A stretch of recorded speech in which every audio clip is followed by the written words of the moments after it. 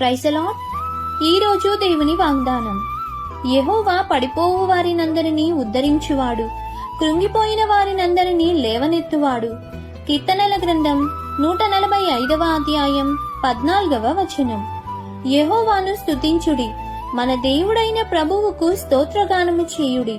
మన ప్రభువు గొప్పవాడు, ఆయన అధిక శక్తి గలవాడు, ఆయన జ్ఞానమునకు మితిలేదు. యెహోవా దీనులను లేవనెత్తువాడు, భక్తిహీనులను ఆయన నేలను కూల్చెను. గుండె చెదిరిన వారిని ఆయన బాగు చేయువాడు, వారి గాయములు కట్టువాడు. కాబట్టి శ్రమల దినాలలో కృంగిపోకుండా దేవుని సహాయం కోసం ఎదురు చూడాలని కోరుతూ, ఈ దిన వాగ్దానం మీ అందరి జీవితంలో నెరవేరాలని కోరుకుంటూ, దేవుని సువార్తా పరిచర్యలో మీ సహోదరి. ఆమేన్. God bless you. Download ShareChat.